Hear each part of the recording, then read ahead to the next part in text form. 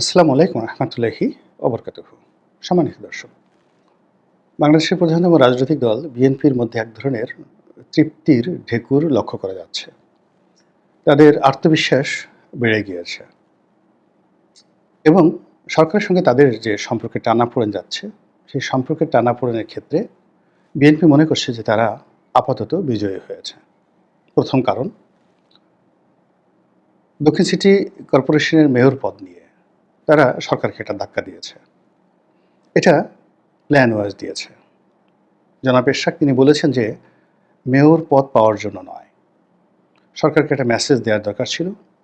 সরকারকে বুঝিয়ে দেওয়ার দরকার ছিল যে একটি সংগঠন তাদের জন্য কতটা ইফেক্টিভ এবং বিএনপিকে চ্যালেঞ্জে নেওয়া সরকারের জন্য কতটা ঝুঁকিপূর্ণ, এটা প্রমাণ করার দরকার ছিল। এক। ২ নম্বর হলো যে এই ঘটনার মাধ্যমে সরকারের যে লিপ্সা, অভিলাষ এবং তারা যে ক্ষমতা আঁকড়ে রাখতে চায় এবং সব ক্ষেত্রে তাদের নিজেদের লোকদেরকে তারা ক্ষমতায় বসাতে চায়, এই যে তাদের যে একটা প্রবৃত্তি, তারা যে রাজনীতিবিদদেরকে ঘৃণা করে, এই জিনিসটি প্রমাণ করার জন্য তিনি মূলত এই মেয়র পদ নিয়ে আন্দোলন করে যাচ্ছেন।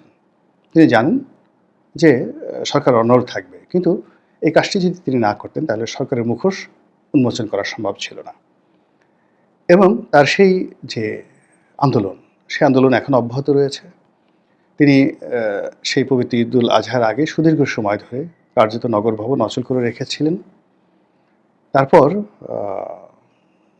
একটা নির্দিষ্ট সময় পর্যন্ত তিনি প্রধান উপদেষ্টার বাসভবন যমুনাকে অচল করে রেখেছিলেন এবং পুরো ঢাকা শহরের যে সিস্টেম, ট্রাফিক ব্যবস্থা, জনজীবন স্থবির হয়ে পড়েছিল জনাব এরশাদ সাহেবের আন্দোলনের কারণে।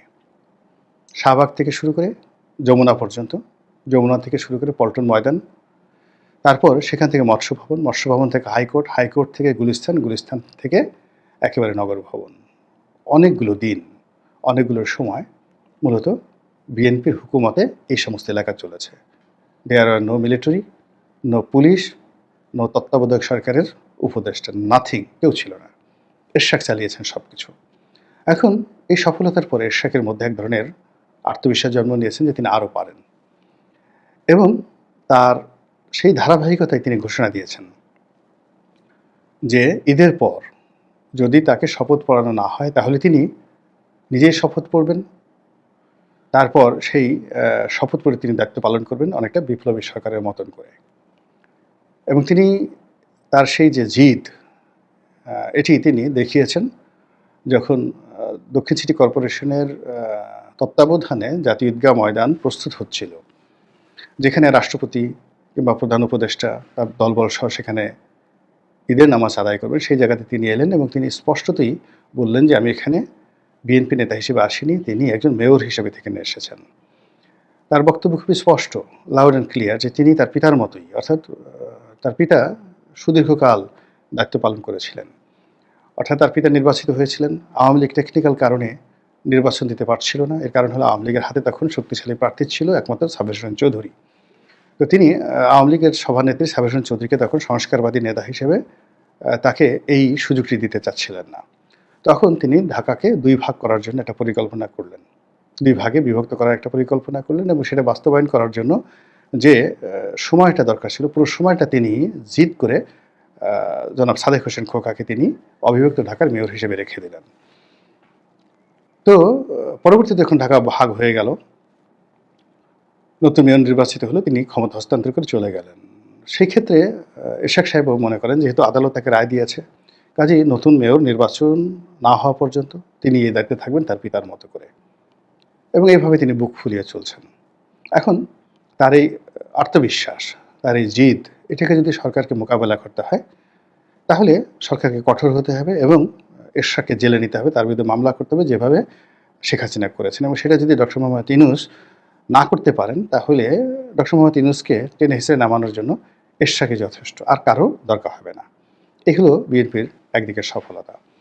২ নম্বর হলো যে বিএনপির ডিসেম্বরের যে নির্বাচন, সেই নির্বাচনকে সামনে রেখে তারা সভা করেছে, সেমিনার করেছে এবং জিত করেছে।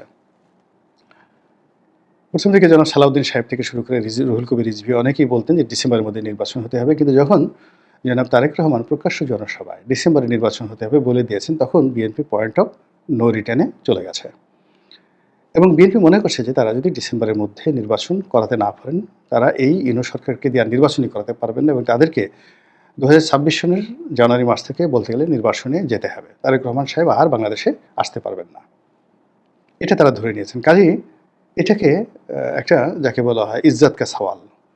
তারপরে এটাকে একটা বাতচিত, এটাকে একটা যুদ্ধ, এটাকে একটা প্রতিযোগিতা, এটাকে একটা জয় পরাজয়ের নিয়ামক মনে করে তারা সর্বোচ্চ চেষ্টা চালিয়ে যাচ্ছে এবং এই চেষ্টা চালানোর কারণে সরকারের সঙ্গে ইতিমধ্যেই তাদের সম্পর্ক একেবারে তলানিতে পৌঁছে গেছে। এটা এখন রীতিমতো শত্রুতায়। কার্যত কেউ কারো মুখ দেখতে চাচ্ছেন না। সর্বশেষ ঐক্যমত্যের বৈঠক হলো। সেখানে বিএনপি যে সকল নেতৃবৃন্দ গিয়েছেন তারা যথেষ্ট মুখ ভার ছিল এবং তারা খুব মেপে, মেপে কথা বলেছেন।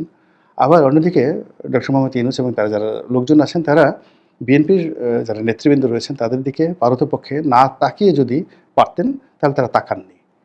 তারা বরং এর সাথে জুনায়েদ সাকির সঙ্গে কিংবা জামাতের নেতার সঙ্গে কিংবা এনসিপি নেতাদের সঙ্গে তারা খুশ গল্প করতে ওই সময়টাতে স্বাচ্ছন্দ্য বোধ করছিলেন। তো এটা বিএনপির জন্য একটা স্পষ্ট অপমান, সিরিয়াস অপমান। সেই অপমান থেকে বাঁচার জন্য এখন বিএনপি পয়েন্ট অফ নো রিটার্নে যাওয়ার যে সিদ্ধান্ত নিয়েছে এবং এটাকে মোকাবেলা করার জন্য সরকার একটা চাল দিয়েছে। তারা যেভাবে একটা অস্বচ্ছ কথাবার্তা বলতেন যে ডিসেম্বর থেকে জুনের মধ্যে যে কোনো দিন নির্বাচন হবে, যখন ভালো হবে তখন। কম সংস্কার চাইলে ডিসেম্বরে হবে, বেশি সংস্কার চাইলে জুনে হবে। তো এই যে একটা গা ছাড়া ভাব, এই গা ছাড়া ভাব দিয়ে মূলত বিএনপিকে ক্রোধান্বিত করা হয়েছে এবং বিএনপি সেই জায়গা থেকেই সে বলছে যে না, সমস্ত চলবে না, যা কিছু করতে হবে সেই ডিসেম্বরের মধ্যেই করতে হবে এবং এই কারণে ডক্টর মোহাম্মদ ইউনূস একটা ঘোষণা দিয়েছেন যে না, এপ্রিলে হবে। তাহলে কি হলো, জুন থেকে নেমে তার আরও ৩ মাস পিছিয়ে আসলো এপ্রিলের প্রথম সপ্তাহে, অর্থাৎ এপ্রিল মাস, মে মাস, জুন মাস, এই ৩টি মাস তারা এগিয়ে এলো। আর অন্যদিকে যাকে বলা হয় বিএনপির যে দাবি ডিসেম্বর মাস, তার সেখানে জানুয়ারি, ফেব্রুয়ারি, মার্চ, এই 3টি মাস। তাহলে এই 3 মাস এবং ওখান থেকে 3 মাস একটা মাঝামাঝি জায়গাতে ডক্টর মোহাম্মদ ইউনূস এসেছেন এবং তিনি একেবারে বলেই দিয়েছেন যে প্রথম সপ্তাহে এটা হবে। তো এটা নিয়ে বিএনপি কটু কথা বলছে, সরকারের সমালোচনা করছে যে না, ডিসেম্বরে হবে না। তারপরে শেষে ডক্টর মোহাম্মদ ইউনূসের যে সকল সমর্থক রয়েছেন তারা বলার চেষ্টা করছেন যে এটা একটা বিরাট বিষয় হয়ে গেছে, এপ্রিল মাসে নির্বাচন হওয়া উচিত, এই সময় হলে এটা ভালো হবে, এটা ভালো হবে। তারপরে সরকার সমর্থক যারা রয়েছেন তারা বিএনপিকে গালাগাল থেকে শুরু করে যা ইচ্ছে তাই করে যাচ্ছেন, কিন্তু বিএনপি একেবারে ম্যাটিকুলাসলি তারা মনে করছেন, গাণিতিক হিসাব দিয়ে মনে করছেন যে সরকার ভয় পেয়েছে বিএনপিকে এবং বিএনপিকে ভয় পাওয়ার কারণে তারা কি করলো, তাদের যে একরোখা মনোভাব ছিল বা তাদের যে একটা গা ছাড়া ভাব ছিল এবং তারা যেভাবে কলা এবং মূলা ঝুলাচ্ছিল, তো সেই কলা এবং মূলা ঝুলানো থেকে তারা একটা কনক্রিট মাইলস্টোনে চলে এসেছেন এপ্রিল মাসের প্রথম সপ্তাহে নির্বাচনের ঘোষণা দিয়ে। এটাকে বিএনপির যারা লোকজন তারা মনে করছেন তাদের একটা প্রাথমিক বিজয়। তারা যে সরকারকে ধাক্কা দিতে পেরেছে এবং সেই ধাক্কায় যে সরকার কেঁপেছে, ভয় পেয়েছে, আতঙ্ক অনুভব করেছে এবং তারা বুঝেছে যে সামনে ঈদের পরে যে পরিস্থিতি আসছে সেই পরিস্থিতি তারা সামাল দিতে পারবে না। এরশাদকে তারা সামাল দিতে পারেনি। তো সেক্ষেত্রে যদি বিএনপি যে সমাবেশটা করেছিল পল্টন ময়দানে, ঠিক পুরোনো নয়া পল্টন তাদের যে কার্যালয়, সেই কার্যালয়ের সামনে, সেটাকে যদি তারা জাস্ট একটু মার্চ করে একটু এগিয়ে আসতো এবং এগিয়ে এসে যদি তারা যমুনায় ঘেরাও করতো, তাহলে পুরো এলাকা, শাহবাগ থেকে পুরো এলাকায় লোকে লোকারণ্য হয়ে যেত এবং ওখানে মানে আপনি চিন্তা করেন 10 লাখ লোক যদি বিএনপি জড়ো করতো বা করে আগামীতে ডক্টর মোহাম্মদ ইউনূসকে ঘেরাও করে, তো সেক্ষেত্রে আসলে সেনাবাহিনী দিয়েও সেখানে পরিস্থিতি সামাল দেওয়া যাবে না।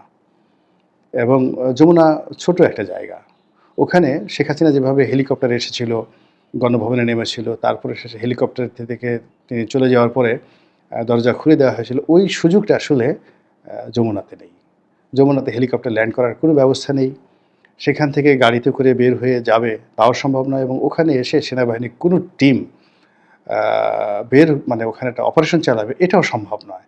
এই কারণে হলো আপনি যমুনার যে জায়গাগুলো দেখেন সেখানে অসংখ্য রাস্তা, সেই প্রতিটি রাস্তায়, মিন্টু রোডের প্রতিটি রাস্তায়, বেইলি রোডের প্রতিটি অলিতে গলিতে, রমনা পার্কের ভিতরে, সরোয়ার্দী উদ্যানে, তারপরে সামনে মৎস্য ভবনের সামনে, এরপর এদিকে একেবারে কাউরান বাজার পর্যন্ত অলিতে গলিতে, বাংলা মোটরের অলিতে গলিতে বিএনপির নেতাকর্মীরা যেভাবে যাকে বলা হয় তারা প্রস্তুতি নিতে থাকবে, সেই প্রস্তুতিকে মোকাবেলা করে সেনাবাহিনীর কোনো ট্যাঙ্ক ক্যান্টনমেন্ট থেকে বের হবে বা হতে পারবে, এটা বিএনপির লোকজন মনে করছে না। তো কাজেই তারা মনে করছে যে এরশাদকে দিয়ে যদি একটা ছোট ধাক্কা তারা দিয়েছে, একেবারে ছোট ধাক্কা দিয়েছে। এটাকে তারা মানে অনেকটা চুলকানির মতো মনে করে। বিএনপি এত বড় দল, সেখানে জাস্ট এরশাদ সাহেবকে দিয়ে তারা একটা চুলকানির মতো ঘটনা করেছে। এতেই সরকার কেঁপে কেঁপে একেবারে ৩ মাস পিছিয়ে এসছে। তো কাজেই তাদেরকে যদি আরেকটু ধাক্কা দেওয়া হয়, মানে এরশাদের মতো আরও ২-৪ জন লোক, যেমন যুবদলের নেতাকে দিয়ে, সভাপতিকে দিয়ে যদি একটা প্রোগ্রাম দেওয়া হয়, স্বেচ্ছাসেবক দলের সভাপতিকে দিয়ে যদি একটা প্রোগ্রাম দেওয়া হয়, তাবিথ আউয়াল এবং এরশাদকে দিয়ে যদি আরেকটা প্রোগ্রাম দেওয়া হয়, ৩টে প্রোগ্রাম যুগপৎভাবে যদি উত্তর সিটি কর্পোরেশন চলে, দক্ষিণ সিটি কর্পোরেশন চলেন, পুরো ঢাকা শহর ২৪ ঘন্টার মধ্যে কলাপস হয়ে যাবে বিএনপির দখলে। তখন ডক্টর মোহাম্মদ ইউনূস ডিসেম্বরে নির্বাচন দূরের কথা, রাগ করে বলবো যে আরে বাবা ডিসেম্বর লাগবে না, আগস্ট মাসে আমি নির্বাচন দিয়ে যাচ্ছি, ইভেন টুমরো।